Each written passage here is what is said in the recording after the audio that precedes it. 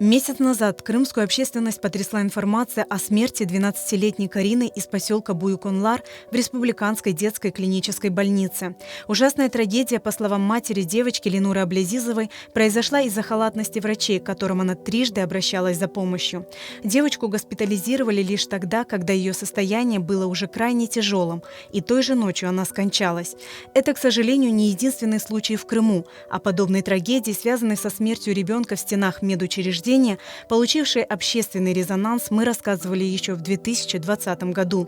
Тогда в Судакской городской больнице семья Усмановых потеряла свою 2-летнюю дочь Амину.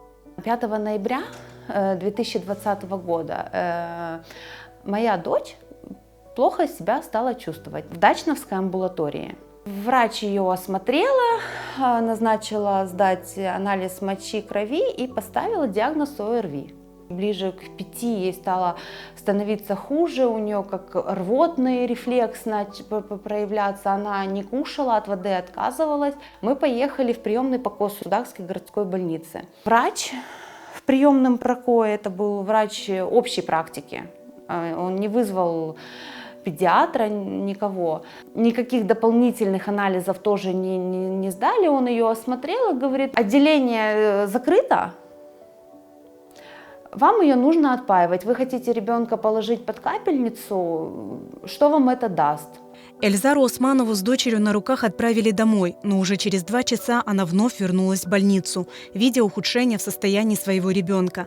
Их госпитализировали, но надлежащей помощи не оказали. Никто из медперсонала даже не смог поставить девочке капельницу. Вену искала медсестра отделения, они там позвали потом фельдшера, их было 3 или 4 человек.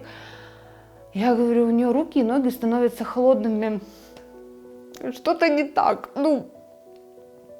2-летняя Амина Усманова скончалась в Судакской городской больнице, где ей был поставлен диагноз ОРВИ и ацетонемическое состояние. Однако в заключении о смерти, которое было выдано родителям, была указана пневмония. А проведенная судебная экспертиза выявила плеврит. На протяжении 4 лет родители погибшей девочки пытались добиться справедливости, настаивали на проведении множества экспертиз. Назначена была судебно-медицинская экспертиза в Симферополе. Очень долго проводилась она при Следственном комитете Москвы. Еще одну дополнительную экспертизу нам одобрили. Вот эта экспертиза делалась около 10 месяцев, и в итоге прошло 2 года. И мне следователь говорит: дефектов много, подавайте гражданский иск по дефектам оказания медицинской помощи.